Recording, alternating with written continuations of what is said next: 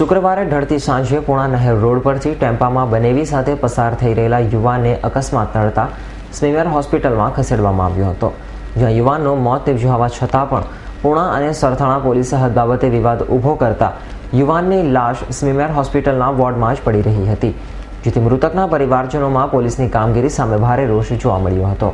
રુસ્તમપુરા અકબર શેખ ખાતે રહેતો રઉફ મલિક તેના બનેવી સઈદ શેખ સાથે ટેમ્પામાં પૂણા નહેર રોડ પરથી પસાર થતો હતો। તે સમયે ટેમ્પો ઊંધો વળી જતા અકસ્માત સર્જાયો, જે અકસ્માતમાં રઉફ મલિકને ઈજાઓ થતાં તેને તાત્કાલિક સારવાર માટે હોસ્પિટલમાં ખસેડવામાં આવ્યો અને સ્મીમેર હોસ્પિટલમાંથી બનાવ અંગે પોલીસને જાણ કરાઈ હતી। જો કે કોઈ પોલીસ જવાન જવાબ લેવા આવ્યો ન હતો અને ગંભીર ઈજાઓ પામેલ રઉફ મલિકનું સારવાર દરમિયાન હોસ્પિટલના બિછાને મોત નીપજ્યું હતું, પરંતુ સવારે 6:30 વાગ્યેથી મોત નીપજ્યું હોય કોઈ પોલીસ જવાન નોંધ કરવા આવ્યો ન હતો અને આખરે સરથાણા પોલીસ મથકના પીએસઆઈ લશ્કરી ત્યાં પહોંચ્યા, પરંતુ તેઓએ પણ પોતાની હદ ન હોવાનું કહેતા મૃતકના પરિવારજનો વિફર્યા હતા અને પીએસઆઈ લશ્કરી સાથે તૂ મેમે થઈ હતી, જે અંગે સ્થાનિક નગરસેવક અસદ કલ્યાણી અને માજી નગરસેવક લાલખાન પઠાણે રજૂઆત કરી હતી અને નગરસેવક અસદ કલ્યાણીએ તો પોલીસ કમિશનર તેમજ જોઈન્ટ પોલીસ કમિશનરને પણ રજૂઆત કરી હતી।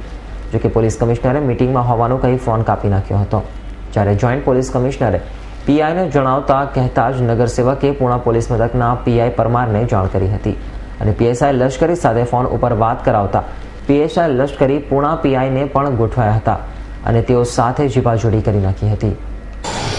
क्या नाम है आपका? माजी कॉर्पोरेटर लालखान पठान, वार्ड नंबर 26। भाई, रात को क्या मैटर हुआ था और अभी क्या झगड़ा चल रहा है? ये मेरे विस्तार के जो आगेवान है, हमारे वर्कर है, यूनुस खान पठान मेरे पास आए। इन्होंने बताया कि भाई कल एक्सीडेंट हुआ है और आज डेड लड़के की हो गई है। उस पर हम यहाँ सवेरे 9 बजे से पूरे वर्करों के साथ में यहाँ हाजिर दिए और यहाँ पे हमने सरथाना पुलिस ने फ़ोन लगाया कि भाई डेड हो गई है, आप पोस्टमार्टम के लिए कार्रवाई यहाँ पे तात्कालिक करो।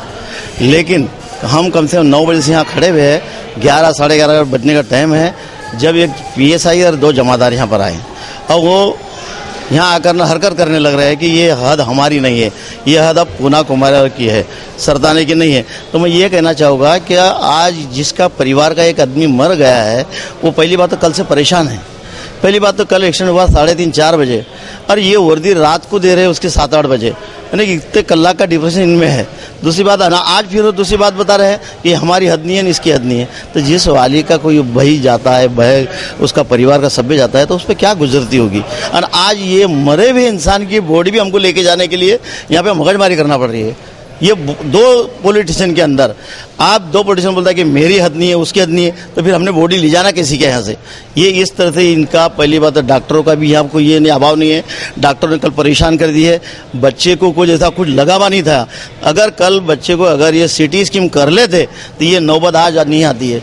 छाती में लगता तो बात अलग थी, पैर में लगा हुआ है और दूसरा कुछ नहीं है। पैर में लगने से आदमी मरता नहीं है, अगर पैर कट भी जाता है तो आदमी बचता है, लेकिन उसके माथे में अंदरून मार लगी हुई। अगर सिटी स्कीम कल कर लेते तो ये छोकरा बच सकता था। आपको क्या लगता है जो दोनों पुलिस स्टेशन के बीच में झगड़ा चल रहा है, तो क्या ये पहली बार हुआ है या बार बार होता है? ये इनका तो एक धंधा हो गया है, कोई गरीब लोगों को परेशान करने का। ये मगजमारी करते रहते हैं हमेशा। मैं ये बोल रहा हूँ कि ये 2 पुलिस की मानवता कुछ है क्या नहीं?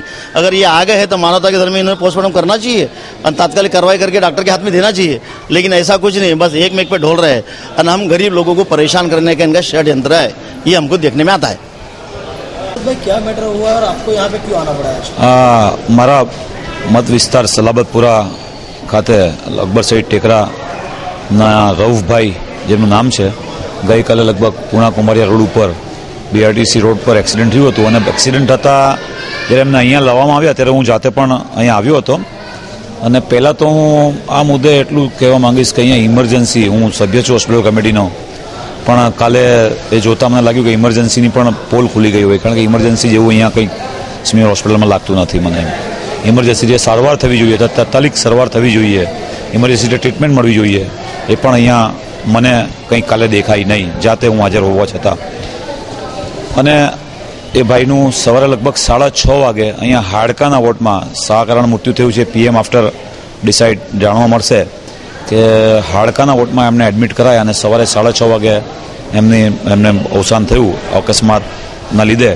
પણ સવારે 6:30 વાગ્યાથી લઈને હાલ લગભગ 11:30 વાગ્યા છે, બોડી વોર્ડમાં પડી છે, પીએમ રૂમમાં નથી, વોર્ડમાંથી હજુ પીએમ રૂમમાં નથી લઈ જઈ શક્યા. કારણ એનું એ છે કે પૂણા કુંભારિયા અને સરથાણા પોલીસ સ્ટેશન, બે પોલીસ સ્ટેશનની હદની વચ્ચેનું કંઈક મથામણ ચાલી રહી છે કે આ તે પોલીસ સ્ટેશનવાળા કહે છે કે અમારી હદ નથી ને પેલા પોલીસ સ્ટેશનવાળા કહે છે અમારી હદ નથી.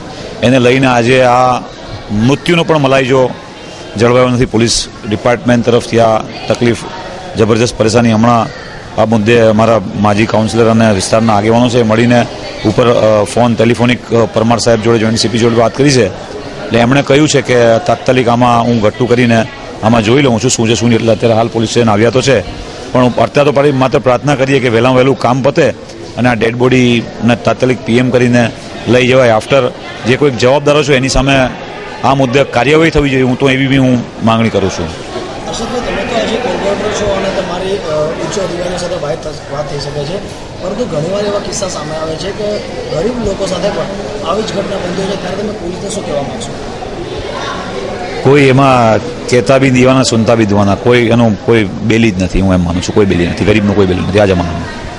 તો હદ વિસ્તાર માટે પૂણા પીએસઆઈ લશ્કરી બખેડો ઊભો કરી જતા પૂણા પોલીસની કામગીરી સામે પણ આક્ષેપો કર્યા હતા અને સાથે જ સ્મીમેર હોસ્પિટલની ચોકીમાં બેસેલા પોલીસ જવાનોએ પણ તતડાવતા ઉપસ્થિત લોકો પણ પીએસઆઈ સાથે લશ્કરીનું વલણ જોઈને સ્તબ્ધ થઈ ગયા હતા. Bureau report, S9 news, Surat.